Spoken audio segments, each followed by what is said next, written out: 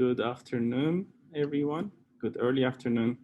Thank you for joining us this afternoon. My name is Ahmed Selim Tekilol. I'm a research fellow and editor of Meydan at the Vural Center for Global Islamic Studies at George Mason University. We are very lucky to have Dr. Nancy Khalil from Michigan University of Michigan with us this afternoon, presenting. We will give just maybe another minute or so for a few more folks to come in, and then we'll get started right away.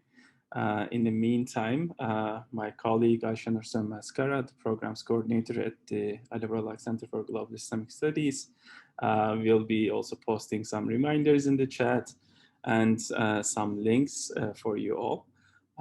We are going to start with just me reminding a brief bio for Nancy, and then hopefully we will be right on.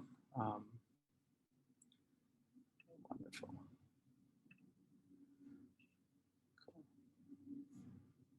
So just as an introduction, I just wanted to note that this presentation by Dr. Nancy Khalil is the 13th in a series, COVID-19 and Muslim Religiosity webinar series that we started on June 16th with Adnan Zulfikar.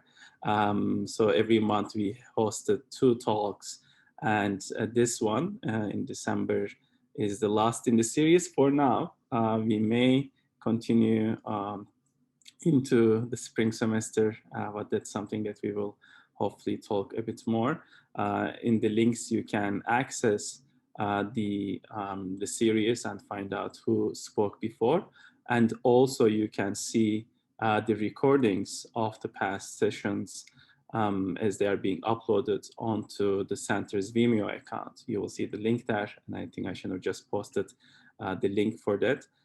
This talk is going to be recorded as well, as you can see, and we hope to make it available to the broader public later on. Always there are folks who can't attend, or there are those who have attended but want to utilize these talks for their teaching and other purposes. I think let's get started. Let me formally welcome everyone once again, and thank Nancy for giving her time and her expertise to the series. Nancy Khalil is an assistant professor in the Department of American Culture at the University of Michigan in Ann Arbor.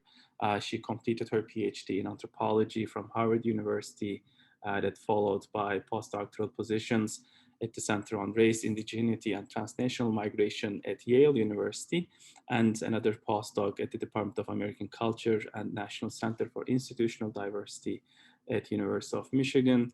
Her research focuses on the politics of the idea of an American Islam, and her forthcoming manuscript, about which we are very excited, is on the profession of US Imams. Her work has been supported by several institutions, and her past career includes serving as a chaplain at several Northeast colleges, at Wellesley College, as well as different work with institutions based in the Boston area and beyond, such as Muslim Justice League and Islamic Relief USA. Nancy, thank you so much once again for joining us for this talk. The title of the talk is US Imams and Efforts to Prevent a Professional Epidemic in a Pandemic. The floor is yours, Nancy.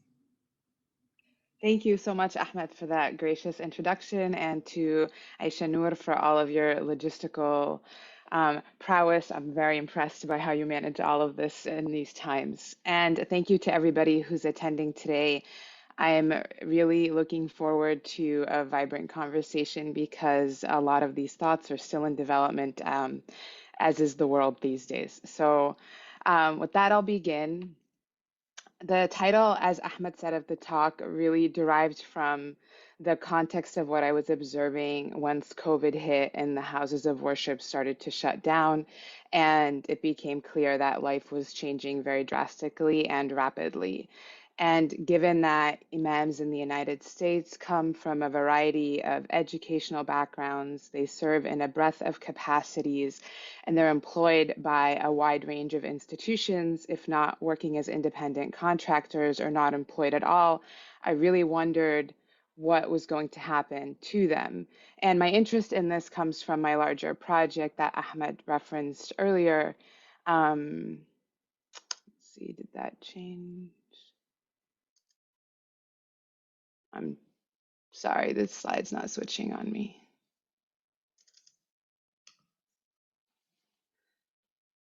Let's try that.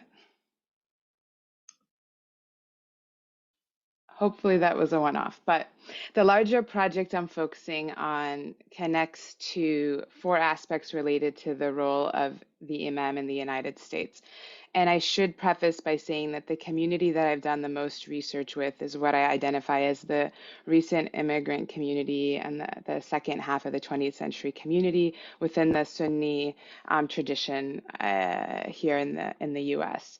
And the four aspects are the profession of the US imam. I'm really trying to understand how is this profession defined, bounded, and regulated. The second part is the charisma and stigma of the US imam and how do they contend with those two identities within and outside the Muslim community. The third is the US imam and the state. So which state apparatuses in the professionalization efforts do imams and others connected to their field encounter? And then the last is the training of the imam in the US and how training is pursued in which local institutions are emerging to address the need for training. Oh, great. Part of my argument around the profession is that it's still in formation. Currently, instead, the profession serves as a stewardship for imams, as a path towards professional identity, a title for professional mobility, but it doesn't offer regulations, protections, and structure as other professions are expected to do. It kind of resides in this discursive state right now. And I have a very brief time today, so I can't detail the whole project. I wanted to focus today on a side project that aligns with the COVID focus of the talk series. And ultimately, I wanted to get a sense, as I indicated in the beginning, for how imams were impacted, if at all, by the COVID-19 context. So that asks, given the absence of a structured bureaucratic profession, what happens to imams in a pandemic? What bureaucratic obstacles do they face? When COVID struck, the CARES Act emerged as a federal relief option for houses of worship and other institutions, and several mosques applied for it, but there were terms, including the funding of staffed employees to be eligible to receive the funds, staffed employees who were paid in a particular way. So as a result, not all mosques and not all employed imams qualified to receive some of this relief. And that process was somewhat opaque for some. Some institutions had the staff or the personnel in place to navigate the bureaucracy of these applications, and others didn't. Some volunteers emerged and offered assistance. So it was kind of a very informal approach from what I observed in the conversations that I had within the community. And so the help was leveraged by some, but many could not. So in search of some data, I decided to construct a brief survey. Now, I'll preface this by the fact that I am trained as an anthropologist. We don't typically do surveys, and I know this, and I was not doing the survey. I was staying in my lane. My intentions were not to do any type of complicated data analysis, and I knew my methods didn't support that, and I knew the survey wasn't intended for that. However, as an anthropologist, I am an ethnographer, and given the shutdown, I didn't have many avenues besides social media posts to see people or talk to them or get a sense for what was happening. And the survey opened a door for me to maintain some of that, to be able to have conversations and to do that at a manageable scale, given the difficulty of logistics during the shutdown. So I echo, I'm not a quantitative person, but the survey created for me an ecosystem for conversations and learning.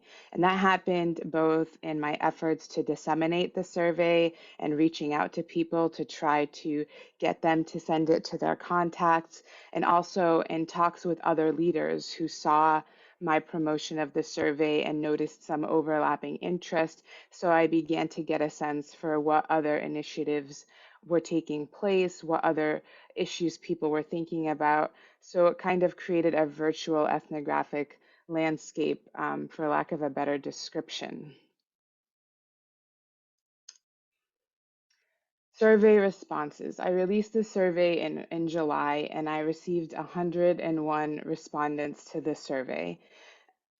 So one person that I spoke with entertainingly noted when I told him that maybe just over half of the respondents completed the full survey. And he said, that's as if you walk out in the middle of their khutbah. Like, why would they do that? And I kind of agree with him. But the case is as it is, people open a survey, they start to do it, they get distracted, they realize they're not interested for a variety of reasons. Surveys are often incomplete. 55 of the 101 that I received were complete. A quarter of them, they'd hardly responded, they just answered a couple of questions, and the other quarter did some partial completion. Given the estimates of the number of imams and mosques that are now in the United States, the numbers that I have, I don't think are really sufficient for anyone to do quantitative analysis, even those who are more qualified than I to do that. And I think the snowballing method by which the survey was disseminated also precludes like randomness in this data collection. And I didn't partner with a cross section of Muslim organizations across the different ethnic and racial backgrounds and traditional backgrounds to try to mitigate bias either. I kind of just sent it out to everybody that I could easily contact and had reached to, and tried to have them to help me disseminate it to their contacts as well. But despite all of that, there are still things to be learned. And I think one of the interesting things is out of the 55 completed responses, there were 9 imams that indicated that they lost their job due to COVID. Um, I don't know if you can see that, but this is my attempt to, maybe you can zoom in on your screen to try to show you some of the responses through the Qualtrics survey to some of the questions. And what I wanted to highlight here is that, so of the 9 imams, those are the responses on your screen right now, 3 of them indicated that they were collecting unemployment. 2 indicated that they were not eligible. 2 are not collecting, and 2 left the box blank. They 3 of the respondents indicated that they would be willing to conduct an interview with me. We've reached out to them, and I've completed 1 interview, and hopefully the other 2 will follow. In the one that I completed, the imam indicated that he was on an educational journey and a professional journey and was looking to make a transition in the near future. So when COVID hit and he feared the financial impact that would take place, he proactively decided to take his transition at that moment so that the mosque that employed him didn't have to worry about his salary. And from my conversations with different individuals who recognized early on in the beginning of the shutdown that this can have an impact on these institutions, and started to take some efforts to predict what the impacts might be and raise funds to try to address them, it became clear that there emerged what one of my interlocutors called angel funders. So individuals within certain mosque communities who valued the structure and wanted to ensure that the mosque survived and the staff maintained their income during this time. And that happened in a number of different cases. And it's kind of hard to track the data behind it, but it emerged as one of the popular mechanisms through which some of these institutions managed to survive. And several of the large nonprofit relief orgs, who often are funders in these crises for these institutions, indicated a surge in revenue this year. So, despite the pandemic, there were still funds that were coming to try to prevent crises. And for the sake of today, I want to actually focus on two initiatives in particular, that I think are relevant to what happened. So the first is the American Muslim Community Foundation. They're a nonprofit foundation that's working to organize strategic giving for Muslims in the United States, through donor fund accounts and through fundraising and investing and leveraging tax benefits and a variety of other professionalized programming that they do.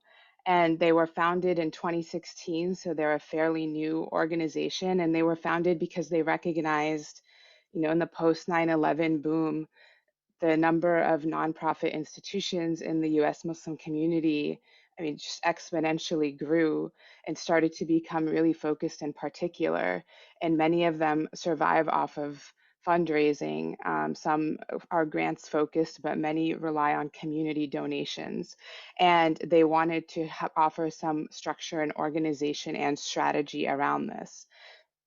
When COVID-19 hit, they wanted to create a fund to help support these Muslim institutions and imams who are vulnerable in this context. And I think they identified themselves as somewhat of an objective institution.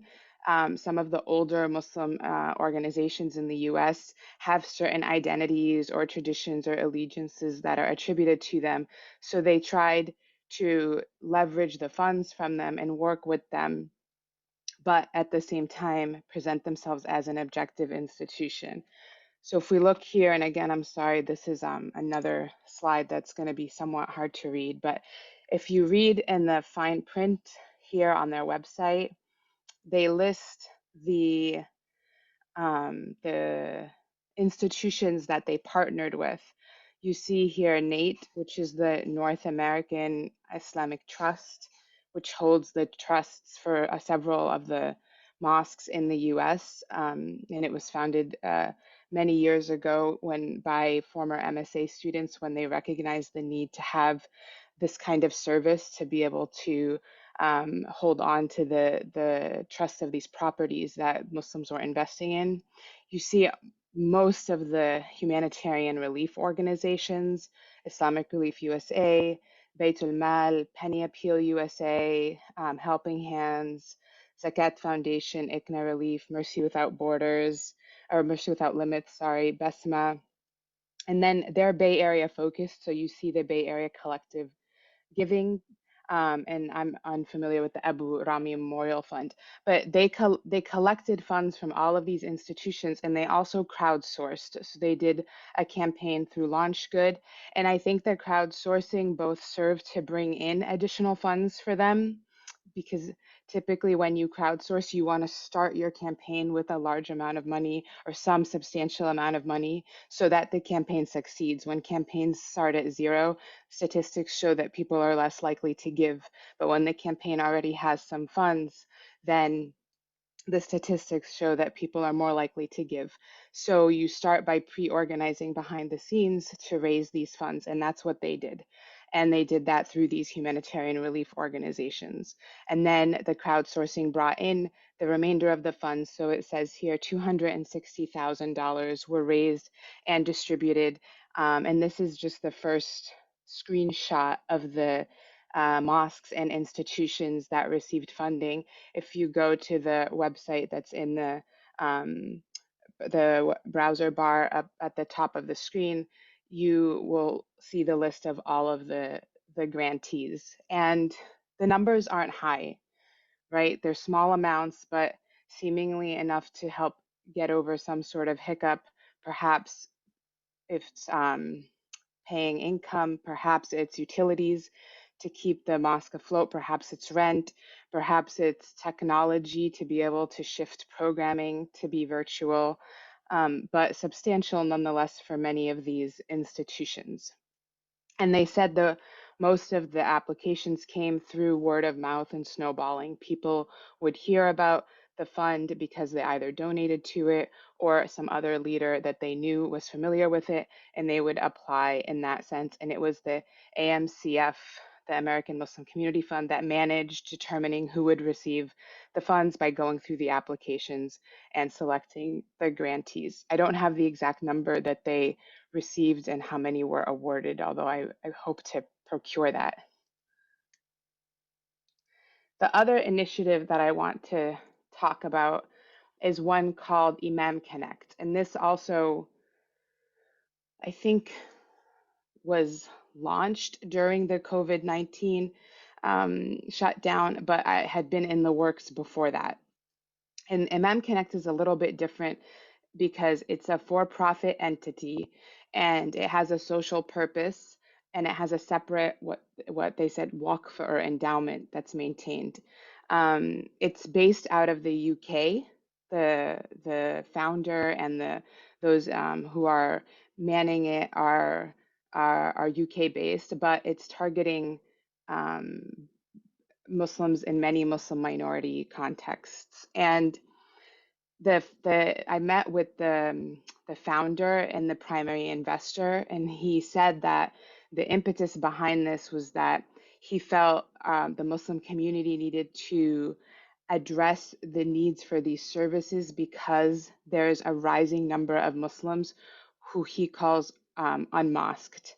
So if they're not going to the mosque, where do they get the services that he believes were historically pursued at the mosque?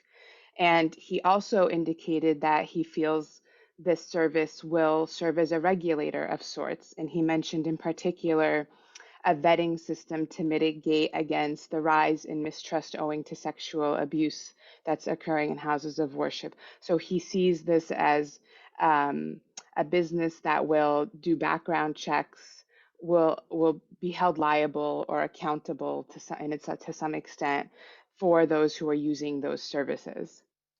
He also hopes that it will offer supplementary income for those in professions that are underpaid, like the majority of imams. And he indicated that if these religious services aren't accessible, he's afraid they will be lost. He mentioned in particular an imam coming and reciting Quran as a blessing for a new home, and how growing up, when he would move with his family, that was something his imam would come and do. And then he, as an adult with his own family, bought a new home, and he said, not because of lack of effort or contact, but I found that I just didn't have the imam come and do this, and I wondered why. And I think this was an instance for him to think about this issue more deeply, and this project emerged from experiences like that one. The fees, they call them agents, or the agents that sign up as service providers through this site offer their services, and there's a fee for the service, and it's shared by the agent and Imam Connect. And that's how they're trying to raise their revenue. And he indicates that it will take several years for this project to begin to break even because he's invested a substantial amount of his own money into this work. So I kind of want to bring my time here to a close with some questions, actually. When I started my study on imams in the US, it emerged in part from my own work as a chaplain, wondering why was I ever hired as a chaplain? And I don't say that in a way that indicates I didn't love the job. I felt very blessed and privileged to have that position, and I look back on those years tremendous fondness. But I also wondered who decided that I was qualified to do this. I'm in a position of influence here, and I don't know how I got here. And I did this, I was a chaplain very soon out of undergrad. So part of that also came from the fact that I was close in age to the college students that I worked with and felt often like their peer, not necessarily as a person of authority. And that was one of the many things that simulated my interest in this project. And when I started to do some research around training institutions and saw this rising interest in wanting to train imams, I also noticed that there was emerging really these two fields, one of like shuyukh or scholars or resident scholars, and one of those who are identified as professional imams. And this really was crystallized to me at in this moment in Texas when I went to a conference that was hosted for the first time by the Muslim Legal Fund of America. And it was a conference meant as professional development for mosque board members and for imams. And they had almost a couple of hundred attendees, and there were two tracks, one for the imams that had somewhere between 80 and 90 attendees, and then another for the mosque board members. And there was a variety of different lawyers coming in to give them workshops around their rights and their obligations as religious leaders so that they learn from an abuse perspective, nonprofit employee perspective, an immigration perspective. What are national security? What are their legal rights, and what are their legal mandates? And I thought that was really interesting. But at the same time as this conference, this which took place in Dallas and Houston, a picture emerged of a group of about 25 or so scholars who had had an informal gathering. And the picture went viral in part because there were no women at their gathering. But for me, it just indicated that there's clearly two different fields here. There's this group that's some sort of informal network, which is what they describe themselves at, that came together to meet, and it was a victory from their perspective because they were individuals who often didn't work together in the past, who maybe came from different institutions or traditional approaches, and here they were all collected, and the picture was shared to celebrate that. But it was at the same day and time as this major conference that the Muslim Legal Fund of America put on, just a few hours apart in the same state even, but totally separately happening. But what COVID has really, I think, crystallized for me is that there's a third space here, and that's that of the gig economy. And I'm really wondering how this gig economy impacts the profession of the imam.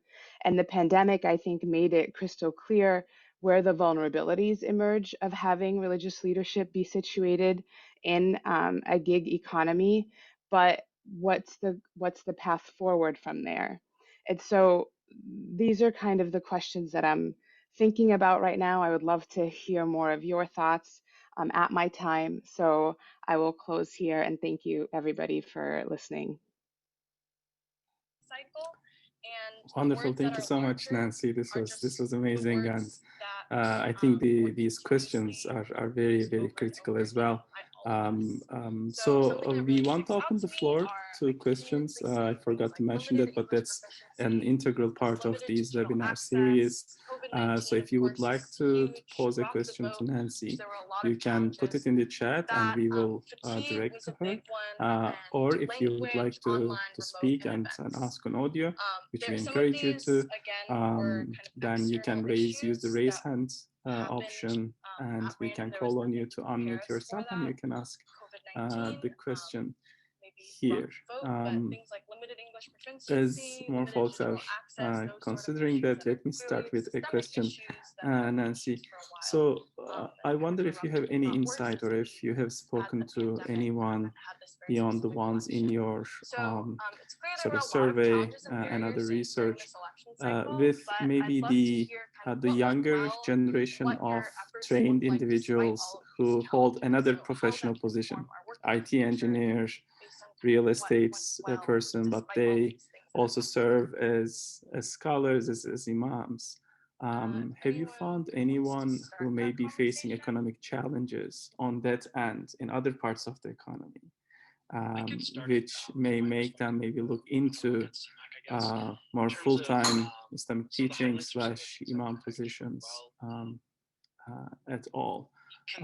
And a second tight question to that is, have I may have missed it in the 9 individuals who have lost their jobs, but do you anticipate to find individuals who may have lost their jobs partly because they were not able to pivot to the needs of a technologically apt service model that some of the mosque institutions have transitioned to during the pandemic, right? So now I see in my area where imams are asked to do these, Zoom meetings, not only imams but other faith traditions, leaders as well. And there are different levels of technological adaptability and all of that, and curating of a sense of community online is definitely different. So those two questions in the beginning, if I may.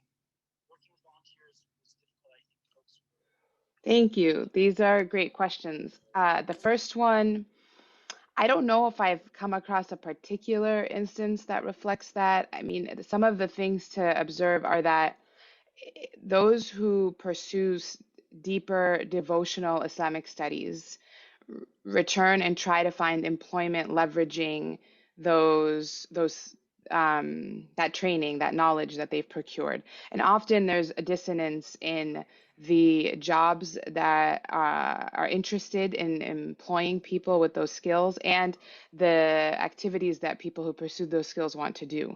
And I think in part that's how this field of resident scholar in the United States emerged for many, especially of the more senior and more deeply learned individuals who didn't want to be held responsible for a lot of the pastoring duties that come with being an imam, who felt in part unqualified for, but in part also that it wasn't their skill set to counsel and to support and to mentor in that way. But in the younger generation, and I think there's definitely an age dynamic here, you do see some of the individuals who pursue this training take on some of these other jobs, like the ones you indicated, whether it's teaching Quran at a school or becoming a teacher at an Islamic school or working as staff in a nonprofit organization somehow. They do fill these spaces as well to supplement their income. And for those you mentioned in particular who work in other fields like IT or something, the most of the ones who I've interviewed who have their foot solidly in another profession and are paid a salary there are typically volunteer imams in their space. So they might live near a mosque and they go there to lead the prayers in the morning or the evening, or they give a sermon on the weekend. But they're not typically looking at their work as an imam or as a Muslim leader as a part of their professional identity. And then your second question is have people, like the people who lost their jobs, it was only 9, as you noted, but there was a question that asked them if their institution um, needed to raise funds or wasn't able to raise funds. So if I go back to that slide for you, one would hope. There we go. If we look here, and I don't know if this is legible on your end, but if you see there, has your place of employment maintained its revenue? So several indicated that they used funding reserves, so that means their revenue dipped and they had to go into reserves. Some indicated that they had suffered a serious revenue loss. So in general, I think it was a revenue issue for the most part. And anecdotally, when I part of the survey, what it revived for me, even for those who aren't impacted by COVID, was access to just continue to do more interviews with imams and to revive research that I had done for the dissertation and be able to update it. And there is a rising generation. I mean, a lot of the interviews that I've done this semester have been with people, 5 years or so around the age of 30, like give or take 5 years.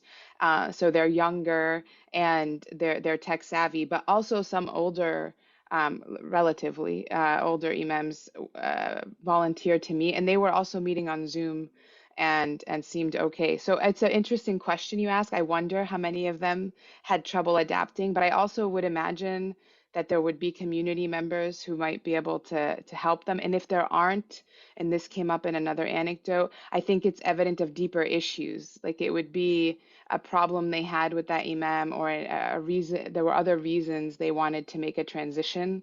I would be very shocked if the sole reason was their inability to shift virtually. Thank you. Thank you so much. Okay. Let me see if I see any hands or any questions in the chat.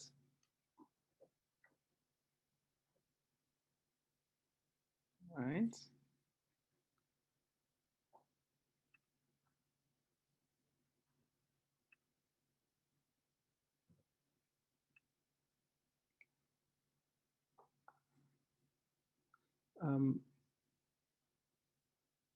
Okay.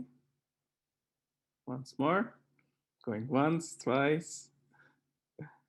Okay. Professor Zarina Grewal has a question. Professor Grewal, if you would like to ask on audio, please feel free to unmute. Yeah, hi. Wow. Sorry, I'm coming from another thing.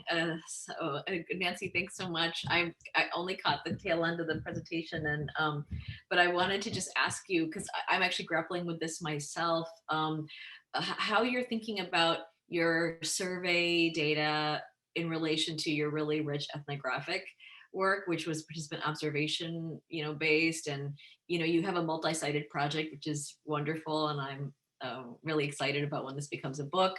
But I wonder, can you just talk a little bit, just like methodologically, about how you're thinking about, your survey data and weaving in survey data, because so much of ethnographic field work, or like ethnographic, I don't know, as a method, ethnography as a method is not necessarily always about the questions that are directly asked, but so you have formal interviews and observation, in the material you've already collected. So how are you thinking about weaving in this survey material, and will there be an ethnographic component to the stuff you're working on now?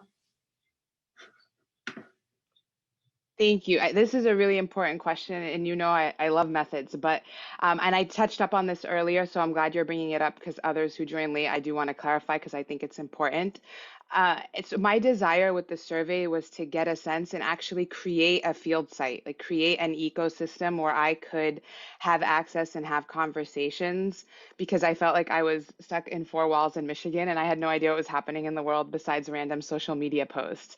And I thought if I had a survey, by virtue of trying to construct it, get feedback on the questions, reach out to people to disseminate it, have them learn about my interests in the topic, and then create a space within the survey for people to sign up to be interviewed by me, I can create an ecosystem where I'm having conversations and I'm learning things. So it was, as I mentioned, I'm in my lane, like I'm not a quantitative analyst, and the methods for this survey I don't think any quants person would at all approve of. So I don't use it to indicate that it's a quantitative reflection of anything, but it was really a tool or a mechanism for me to create some sort of field ecosystem so that I could begin to get a sense and have conversations with folks.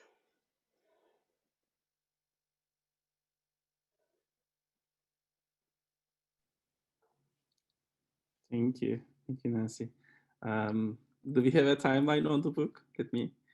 Let me ask, at least something tentative. Yeah, inshallah, it should come out in a couple of years. So it's due next year to the press, and then they take their time finalizing things. So with all of your prayers and support, hopefully it will be out soon. I'm eager to see it done as much as everybody else, I promise. Wonderful.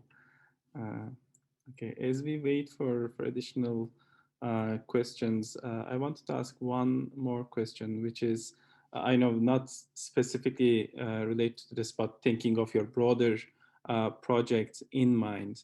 If you could talk a little bit about, whether you've seen any impact with COVID or otherwise in general in regards to the female teachers, to the sheikhas, and to those who do programming, even if not, formally,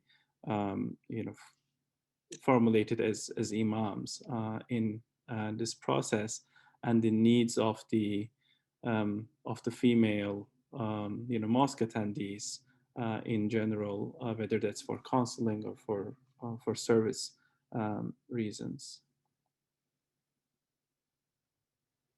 I I mean, I think I forget which talk I attended earlier that touched up on this before.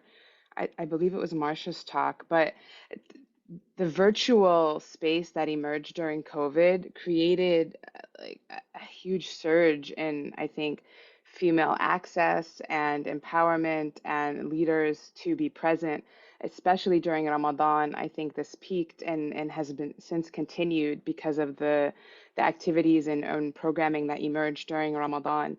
But several women indicated that they finally felt that they had access and were able to participate in ritual and spiritual activities in a way that was difficult for them during our regularly operating procedures. And I think for female leaders, as a result, the space for them emerged as well to be able to offer their services. There's a handful of women that identify in particular as female imams, but they are not employed by mosque boards, as are the majority of the individuals that I work with, and they operate mostly independently. Um, so it's a little bit of a different context for them, but from what I've observed, the programming and the energy virtually has surged in that space for both the leaders offering services and those interested in procuring them. Thank you so much, Nancy. We would like to really thank you so much. This has been a very sort of apt presentation to end this series, at least for now, and we've benefited a lot. And I think the questions that you have posed about the position of the Imam itself and the future of the institution, and how both financially and otherwise the impact may have long-lasting implications in the broader American Muslim landscape is really one I think that many both scholars and community members will be reflecting on. So once again, thank you so much for this.